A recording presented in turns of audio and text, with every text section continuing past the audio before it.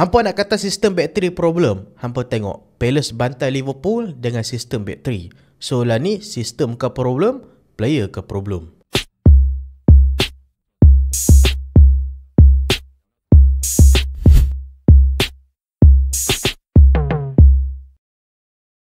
Assalamualaikum dan selamat datang ke Pala Bola United. So dalam video kali ni kita nak buat match rating. Sekali lagi keputusan mengecewakan. Kita kalah dekat away dengan pasukan Brentford. Brentford dah tukar manager pun kita still kalah mat. Dan sebenarnya kalau hampa tengok performance Brentford lah ni, depa tak sebagus musim lepas, tapi kita still kalah tau dekat tempat depa. Bukan setakat kalah, kita kena beduk pula dalam game ni. Kita kena bantai mat. So ramai yang keep salahkan sistem Amorim bila sistem ni tak berjalan. Memang kita tak dapat nafikan sistem ni masih lagi tak perfect, tapi yang membuatkan sistem back 3 Amorim ni jadi barai lagi adalah disebabkan pemain-pemain kita yang terlalu malas nak ligang bola bila kita hilang possession. Play semua longoi mat nak ligang bola. Dan ni tambah lagi rekod buruk away kita. Dan lepas ni hampa nak tahu kita lawan siapa dekat away? Liverpool. Lagi jenuh lah mat. Next game lawan dengan Sunderland pun belum tentu kita boleh menang walaupun kita main dekat home. Sebab Sunderland lah ni depa tengah on fire. Depa duduk nombor 3 dalam liga tau lah ni. Memang gila. So APL review hampa tunggulah esok. Esok aku akan buat dekat Pala Bola Studio. Kita tunggu semua game jalan dulu. Sebab Arsenal dengan Newcastle tak jalan lagi. So tak mau cakap banyak, kita mulakan dengan match rating. Goalkeeper kita dulu iaitu Altay Bayındır. Sekali lagi dia start daripada St. Lemus. Bagi aku dalam game ni bukanlah kesalahan Bayındır sepenuhnya, tapi bagi aku dia ni adalah mediocre goalkeeper lah. Kalau daripada segi shot tu kalau 50-50 memang agak susah dia nak save. Walaupun dalam game ni ada jugalah beberapa save yang wow dia buat, cuma aku rasa defend dalam game ni memang buatkan dia lagi barat. Cuma lepas aku tengok gol ketiga dia bolos tu, positioning dia waktu dia nak save tu memang macam harai. So aku bagi dekat Altay Bayındır 4/10. Dia memang barai dalam game ni, tapi bukan salah dia sepenuhnya. Kita masuk dekat defend pula. Delete dalam game ni dia pakai kasut apa? Banyak kali dia jatuh dalam game ni tau. Dah lah dalam kotak penalti. Kalau dia terjatuh terkena play lane macam mana? Tapi bagi aku dia still best defender untuk Manchester United dalam game ni ya. Nak kata betapa barainya dalam game ni. Delete kerak jatuh pun jadi best defender dalam game ni. So aku bagi dekat Delete 5/10. Kalau dia tak jatuh tu okey lah juga performance dia dalam game ni. Defend kedua iaitu Harry Maguire. Harry Maguire ni adalah the worst performance daripada dia pada musim ni. Aku ingat worst performance dia lawan dengan MC hari tu. Rupanya dalam game ni lawan dengan Brentford lagi barai dia main. Man marking barai, lepas tu paling geram dekat offside trap tu. Offside trap dia buat tu memang nampak macam last minute punya dia try tau. Dan offside trap ni patutnya hang ni kena alert, hang ni kena plan betul-betul. Tapi kalau hampa nampak waktu gol Igor Thiago tu memang nampak Maguire tak ready untuk buat offside trap. Aku lagi prefer time tu untuk dia ligan Igor Thiago tau. Dia buat benda tu memang risiko gila. Offside trap tak jadi lah kali MU kena gol. Lepas tu banyak kali dalam kotak penalti dia banyak terlepas bola tau. Lagi-lagi bola error duel. Hak tu lah masalah play MU dalam game ni. Play MU selalu bila contoh bola main, depa harapkan teammate depa cover depa.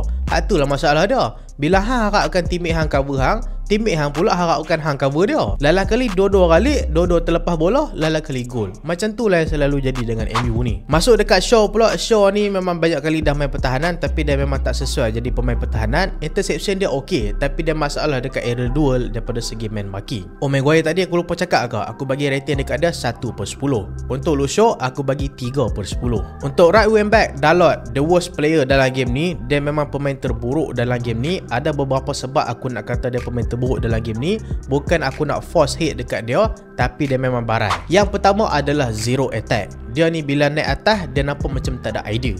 Yang kedua adalah zero defend. Bila pasukan Brentford nak main attack, dia macam clueless juga. Dia tak tahu nak marking siapa. Ada satu moment waktu tu play Brentford buat lomba dekat Kevin Sharp, yang mana sepatutnya dia kena jaga play tu. Dia pergi tinggal play tu dengan harapan Delete pilihan kawan tu. Masalahnya dekat belakang Delete waktu tu ada Igor Thiago. Delete kena jaga Igor Thiago. Dia pergi tinggal Kevin Sharp tu, lala kali Kevin Sharp tu free seorang-seorang. Yang ketiga adalah crossing dia tak sampai. Ni lebih kurang macam attacking dia zero tadi lah. Setiap kali dapat bola dekat dia, setiap kali dia crossing, setiap kali lah sampai dekat jauh. Dia bukan setakat tak sampai dekat play MU untuk skor. Dekat defend Brentford pun tak sampai bola tu. Maksudnya memang dia cross tu sampai dekat corner hujung. Yang keempat, dia banyak passing belakang. Geram betul aku mak dia dalam game ni. Padahal kadang-kadang dalam game ni Mbeumo dah buat overlap pelan. Mbeumo dah free space. Dia tak passing. Dia still pilih untuk passing ke belakang. Dan sebenarnya yang keempat ni dia import daripada yang kelima tau. Iaitu keputusan dia selalu buat delay. Maksudnya decision making dia ni selalu lambat. Dapat bola dia selalu nak tengok orang dulu. Selalunya seorang player player tu bila dia dapat bola, sebelum dia dapat bola dia dah tahu dia nak passing kat siapa. Ni masalahnya bila Dalot dapat bola, dapat dia tahan bola baru dia angkat kepala. Baru dia panggung kepala nak cari orang passing bola. Dan dalam masa itulah player-player Brentford dah tutup dah passing lane, dalam kali dia kena passing belakang. Hak itulah berulang sampai habis game. Dan bagi aku dia adalah the worst player dekat atas padang untuk MU dalam game ni. So aku bagi rating dekat Dalot 0/10. Left wing back Dorgu dalam game ni dia lagi bagus daripada Dalot lah. Daripada segi first touch apa semua, dia cuba buat apa yang dia boleh, cuma crossing dia pun still barai. Aku bagi dekat Dorgu 4/10. Tapi dia okey lah, dia tak ada lah sebarai macam Dalot. Bruno Fernandes dalam game ni dia barai lah mat. Apa masalah dekat Bruno ni? Bruno bila off, MU memang off dalam game ni. Lagi-lagi dia miss crucial penalty pula. Aku bagi dekat Bruno 2/10. Hei, kecewa betul dengan Bruno dalam game ni. Masalah dia main sampai minit 90 oh. Hak tu geram sampai habis lagi dia main. Partner kepada Bruno dalam game ni, Manuel Ugarte, mengejutkan lah. Aku terkejut tengok performance dia dalam game ni. Surprisingly, dia lagi better daripada Bruno dalam game ni. Daripada segi first touch, daripada segi link up play, daripada segi ketenangan bila pegang bola. Kadang-kadang tengok bila dia pegang bola ada 3 play keliling dia, tapi dia tetap relax pegang bola. Aku bagi kredit dekat Ugarte 5/10. So kita masuk dekat attacking force pula. Kita mulakan dengan Bryan Mbeumo. Bagi aku dalam game ni dia hilang dalam mostly game, tapi dia tak nampak lah dia pressure lawan dengan bekas tim dia. Anda tahu tak sebab apa dia banyak hilang? Sebab kurang support dekat belah kanan tu. Dalot selalu lambat sangat buat support. So selalu bila Mbeumo dapat bola, dia macam clueless. Dia tak tahu nak passing dekat siapa. Dengan player-player Brentford, setiap kali dia pegang bola 2-3 orang main dekat dia. So aku bagi dekat Mbeumo 5/10. Dan dia juga punca MU dapat penalti, walaupun MU tak score, tapi kredit kena bagi juga dekat dia. Sebab tu aku bagi 5/10 kat dia. Matheus Cunha, apa masalah dia dalam game ni? Terlalu tamak. Dah lah terlalu tamak. Lepas tu lembek pula tu. Bila orang langgar cepat sangat nak diving, lalah kali bila dia diving, kita hilang bola, kita kena counter balik. Dan kalau hai ingat balik, gol pertama Igor Thiago tu pun hasil daripada dia buat diving. Lepas tu referee tak take whistle, lalah kali kita kena gol. Cuma kalau dalam game ni dia rajin nak passing dekat orang lain, aku rasa mungkin dia akan jadi lagi bagus dalam game ni. Daripada segi individual dia memang bagus, cuma dia terlalu tamak. Aku bagi dekat dia 4/10. Untuk Benjamin Sesko, aku tengok link up play dia dah makin bagus dengan MU, tapi still walaupun dia dapat skor dalam game ni, kita kalah. So aku bagi dekat Benjamin Sesko 6/10. Kita tengok dekat sub pula. Sub pula adalah Leny Yoro. So kita masuk Leny Yoro, aku bagi dekat dia 4/10. Dia tak bagi apa-apa impact positif pun dekat tim. Kobe Mainoo sekali lagi dia masuk dan dia buktikan dia juga boleh jadi creator untuk Manchester United dalam game ni tau.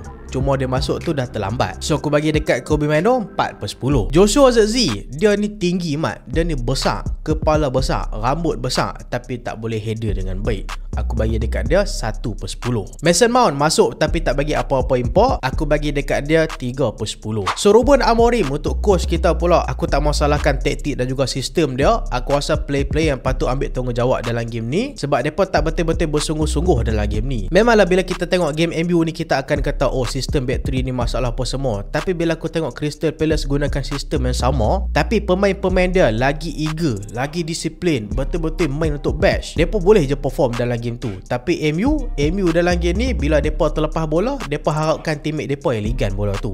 Hak tu lah masalah dia. Kalau kita gunakan sistem 4-3-3 ke, 4-5-1 ke, 5-0-0 ke, sistem apa sekalipun, kalau dengan pemain-pemain yang malas nak ligan bola ni, result akan still sama. Cuma aku jujur, aku dah penat dah dengan selection play-play daripada Amorim ni. Dia keep mainkan play macam Shaw, dia keep mainkan Bayedir. Sebab itulah aku bagi dekat Amorim 3/10. So apa pendapat hampa untuk game ni? Hampa confident kalau lagi 2 game kita ni, kita akan jumpa Sunderland dengan Liverpool. Main pun dah lah seminggu sekali, main seminggu sekali pula kalah. Hai, memang sakit hati. So itulah video kali ni. Apa pendapat apa boleh komen dekat bawah.